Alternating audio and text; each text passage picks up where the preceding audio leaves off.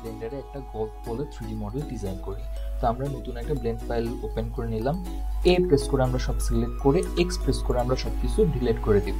Shift এ press করে আমরা নতুন একটা মেশ হিসেবে আইকোস্ফিয়ার নিয়ে নিচ্ছি অ্যান্ড এটা অ্যাড করার সাথে সাথে অ্যাড আইকোস্ফিয়ার একটা অপশন যে আছে সেইখানে আমরা প্রেস করে সাবডিভিশনটাকে আমরা 4 বানিয়ে নিচ্ছি। তাহলে নিলাম। এরপর আমরা এখানে কি করব, মডিফায়ার অপশনে গিয়ে একটা অ্যাড মডিফায়ার দিয়ে নিচ্ছি সাবডিভিশন সারফেস। আমরা একটা সাবডিভিশন সারফেস মডিফায়ার অ্যাড করে নিচ্ছি। ডিটেইল লেভেল 1 এ রাখতেছি অ্যান্ড 1 এ রেখে আমরা এটাকে অ্যাপ্লাই করে দিচ্ছি। ট্যাপ প্রেস করে আমরা এডিট মোডে চলে যাব। আমাদের যে মিডলের যে ভার্টেক্সগুলো তৈরি হলো সেখান থেকে যে কোনো একটা ভার্টেক্স সিলেক্ট করে আমরা শিফট জি প্রেস করে অ্যামাউন্ট অফ কানেক্টিং ইমেজেস আমরা সিলেক্ট করে নেব। তাহলে আমাদের মিডলের সবগুলো ভার্টেক্স সিলেক্ট হয়ে যাবে।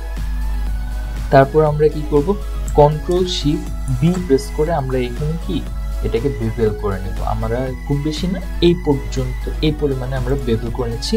তারপর আমরা যেটা করব, অল্ট এস প্রেস করে এটাকে আমরা ভিতর বরাবর হালকা একটু স্কেল করে নিচ্ছি। এইটুকু আই থিঙ্ক ঠিক আছে। ট্যাপ প্রেস করে আমরা বের হয়ে গেলাম।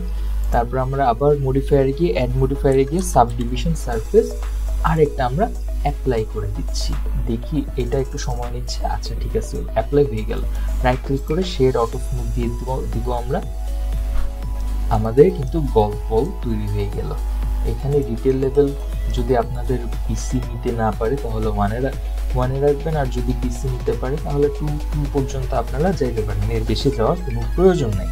তারপর আমরা এখানে খুব ইজিলি ম্যাটেরিয়াল কিভাবে সেট করতে পারি, আমরা এখানে ব্লেন্ডার কিট যে অ্যাডনটা আছে সেখান থেকে আমরা ম্যাটেরিয়াল অপশনে গিয়ে আমরা এখানে কি প্লাস্টিক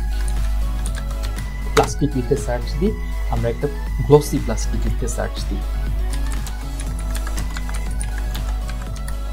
গ্লসি প্লাস্টিক লিখে সার্চ দিয়ে আমরা এখানে একটা এই ম্যাটেরিয়ালটা আমরা অ্যাড করে দিচ্ছি।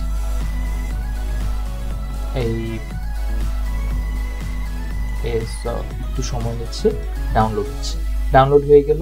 আমরা দেখি ম্যাটেরিয়াল অপশনে গেলে আমরা কি ম্যাটেরিয়ালটা অলরেডি অ্যাসাইন্ড হয়ে গেছে। তারপর আমরা যদি এখানে রেন্ডারে যাই, রেন্ডারে অপশনে গিয়ে সাইকেল সিলেক্ট করে নিব, সিপিইউর জায়গায় জিপিইউ সিলেক্ট করে নিব, ভিউ পোর্টে আমরা ডিনয়েজ অন করে দিব। আর রেন্ডারে আমাদের এত স্যাম্পলসের দরকার নেই, আমরা এখানে সর্বোচ্চ গেলে 1000 স্যাম্পলস আমরা রাখতে পারি। 1000 স্যাম্পলসে রাখলে আই থিঙ্ক এটা মোর দেন এনাফ দিবে। তারপর আমরা একটা এইচডিআর সেট করে দিই বাইরের এনভায়রনমেন্টের জন্য। তো যে কোনো একটা এইচডিআর আমরা মনে করেন হচ্ছে ফিল দিলাম। তা আই থিঙ্ক এরকম একটা গ্রাস ফিল দিলে আমরা এখানে 2K টেক্সচারই আমরা নিয়ে নিচ্ছি, যেহেতু আমাদের ছোট্ট সিন। তো এটা আমরা সিলেক্ট করে এটা আমরা ডাউনলোড করে নিলাম। ঠিক আছে। তারপর আমরা জেড প্রেস করে যদি আমরা রেন্ডার ভিউয়ে যাই তাহলে দেখেন আমাদের গল্ফ বল রেডি অ্যান্ড আমরা এটাকে রেন্ডার করতে পারবো। তো রেন্ডার করার জন্য পিছনে আমাদের র্যান্ডম ইমেজ খারাপ দেখা যায়, সেক্ষেত্রে আমরা কি করতে পারি যে আমরা রেন্ডার সেটিংসে গিয়ে আমরা যদি এখানে ফিল্ম অপশনে যাই, ফিল্ম অপশনে গেলে আমরা এখানে দেখবো একটা অপশন আছে ট্রান্সপারেন্ট, আমরা ট্রান্সপারেন্ট অপশনটা দিয়ে দিব। তারপর আমরা যদি রেন্ডার অপশনে গিয়ে রেন্ডার ইমেজ দিলেই আমাদের আমরা এখানে একটা ভুল করে ফেলছি, সেটা হচ্ছে আমরা কোনো ক্যামেরা অ্যাড করে নিচ্ছি। প্রেস করে আমরা এখানে কি একটা ক্যামেরা অ্যাড করে নিচ্ছি।